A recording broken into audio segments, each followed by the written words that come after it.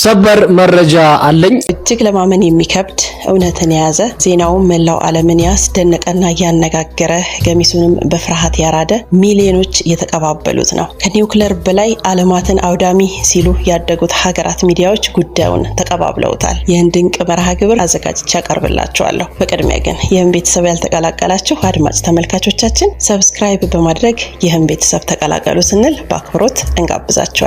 ላይክ፣ ኮሜንትና ሼር እያደረጋችሁ አብራችሁን ቆዩ። ኃያላኑን ያስጨነቀው የቅዱስ ገብርኤል ታቦት 99 ከመቶ የሚሆነው ክፍሉ በበረዶ እንደተሸፈነ የሚነገርለት አንታርክቲካ ከዲያብሎስ አምላኪዎች ጋር ጥብቅ ቁርኝት እንዳለው የሚያሳብቁበት ምልክቶችን ታቅፎ የያዘ ስፍራ ነው። ያልታወቁ በራሪ አካላት፣ ፒራሚድ፣ ወደ ዓለማችን እንግዳ ፍጡራን የሚገቡበት በርና ሌሎችም ብዙ ምስክሮች አሉ። እጅግ በሚያስደንቅና በሚያስገርም መልኩ ግን በሰው አልባው ዓለም አንታርክቲካ ውስጥ የቅዱስ ገብርኤል ታቦት ይገኛል። ይህ ታቦት ወደ አንታርክቲካ ከመወሰዱ አስቀድሞ በሳውዲ አረቢያ መካ መዲና ከታላቁ መስጊድ ስር ተቀብሮ ኖሯል። በሳውዲ አረቢያ ለሐጂ የሚጓዙ ምዕመናንን ጨምሮ በርካቶችን ሲቀስፍ በመቆየቱ ሳውዲ አረቢያ ቅዱስ ታቦቱን ለራሽያ ኦርቶዶክስ ተዋሕዶ ቤተክርስቲያን አሳልፋ ሰጠቻት። የሩሲያው ፕሬዝዳንት ቭላዲሚር ፑቲን በጦር መርከብ ታቦቱን ወደ አንታርክቲካ እንዲወሰድ አደረገ። በዚህ መሃል ታዲያ የቫቲካኑ ፖፕ ፍራንሲስ ጣልቃ በመግባት ከራሽያው ፓትርያርክ ክሪል ጋር ስለ ታቦቱ ሲወያዩ ነበር። ይህ ታሪክ የቅርብ ጊዜ ነው። ምን ያህሎቻችን ኢትዮጵያውያን ስለ ጉዳዩ እናውቅ ይሆን? የቅዱስ ገብርኤል ታቦት መጀመሪያ እንዴት ከኢትዮጵያ ሊወጣ ቻለ? ሳውዲ አረቢያ ውስጥ ታቦቱ ሊገኝ የቻለበት ሚስጥርስ ምንድነው? ሳውዲ አረቢያስ ታቦቱን ለምን ለሩሲያ ሰጠቻት? የቫቲካኑ ፖፕ ፍራንሲስ እና የራሽያው ፓትርያርክ ክሪል የተወያዩትስ ምንድነው? በስተመጨረሻ ታቦቱ ለምን ወደ አንታርክቲካ እንዲወሰድ ተደረገ? ይህ ሁሉ ክስተት በዓለም ሲፈጠር ከኢትዮጵያ ውጭ ያሉ ሚዲያዎች ሲዘግቡት እኛ ኢትዮጵያውያን ለምን ዝም አለን? በተለይ የኢትዮጵያ ኦርቶዶክስ ተዋሕዶ ቤተክርስቲያን የቅዱስ ታቦቱ ባለቤት ሆና ሳለ ለምን ዝምታን መረጠች? ጋያ የተባለ የዜና ማሰራጫ በጁላይ 26 2019 ዓመተ ምህረት በቁፋሮ የተገኘው ጥንታዊ ኃይል ያለው መሳሪያ ታቦተ ቅዱስ ገብርኤል በሚል ርዕስ ተከታዩን ጽሑፍ አስነበበም። ፖፕ ፍራንሲስ እና የሩሲያው ፓትርያርክ ክሪል ተገናኙ። የራሽያ መርከቦች የአረብ ደሴቶች ላይ ለምን ተገኙ?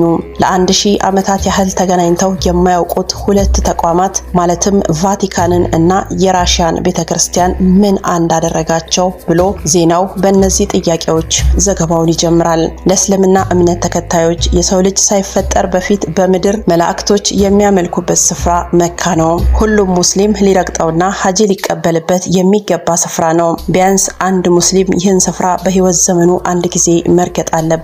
ታዲያ የቅዱስ ገብርኤል ታቦት በዚህ ስፍራ ተቀብሯል። ወደ መካ ታላቁ መስጊድ የሚያመጣው ምዕመን ቁጥር በመጨመሩ ምክንያት መስጊዱ ብዙ ሰው መያዝ እንዲችል የማስፋፊያ ስራ ይጀመራል። በዚህ የማስፋፊያ ግንባታ ወቅት ሰራተኞቹ ታቦተ ቅዱስ ገብርኤልን ከተቀበረበት አገኙት። እናም ታቦቱ በርካቶችን መቅሰፍ ጀመረ። የሳውዲ ባለስልጣናት የሚፈጠሩ አደጋዎችን ሁሉ ሌላ ስም በመስጠት ለመሸፋፈን ሞከሩ።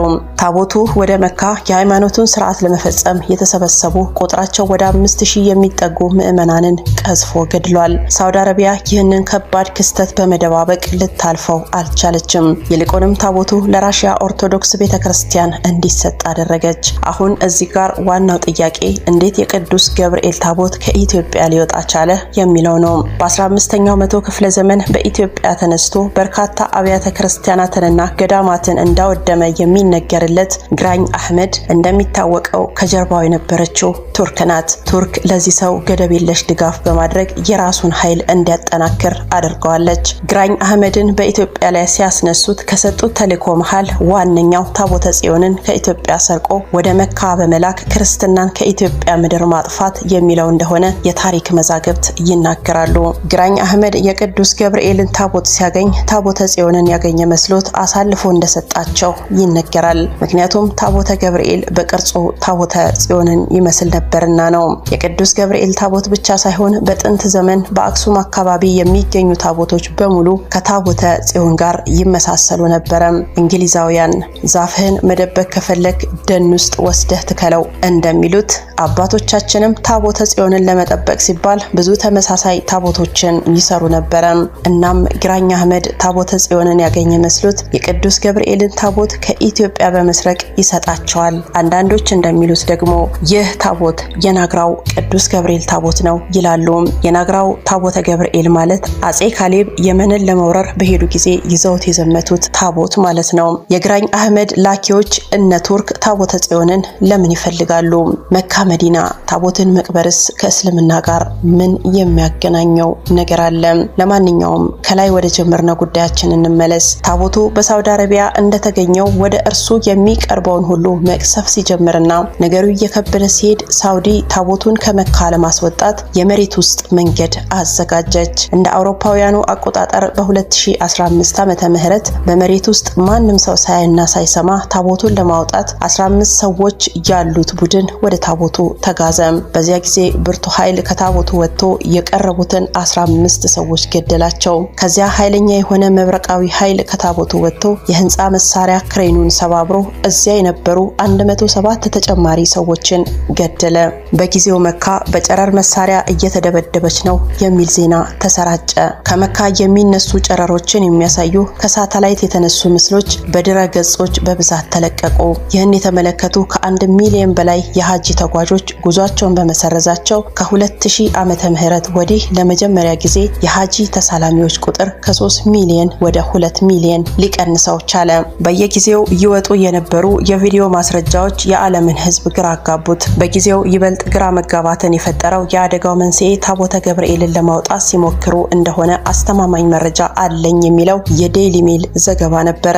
ከ2015 ዓመተ ምህረት የሐጂ ዘግናኝ ሞት በኋላ የመካው የሚና መንገድ ተዘግቶ ቆየ።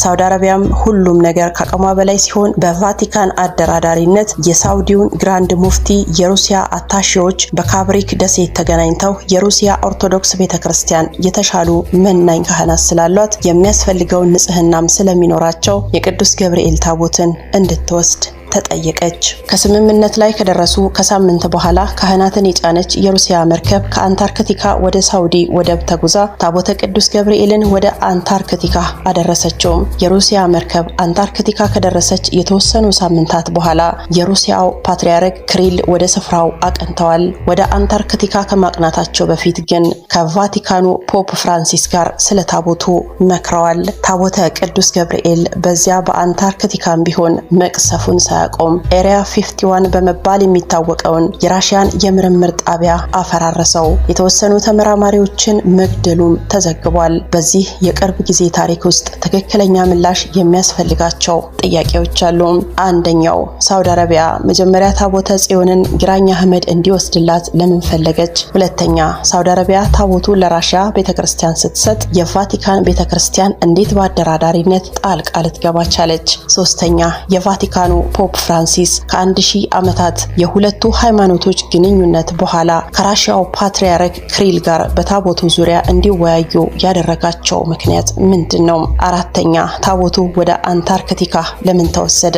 አምስተኛ የኢትዮጵያ ኦርቶዶክስ ተዋሕዶ ቤተክርስቲያን በሷ ንብረት ላይ ሌሎች ሲደራደሩና ሲወስኑ ለምን ዝምታን መረጠች? ለነዚህና ሌሎች ጥያቄዎች መልስ የሚሰጥ ባይኖር እንኳን ጊዜ መልስ ይሰጣል።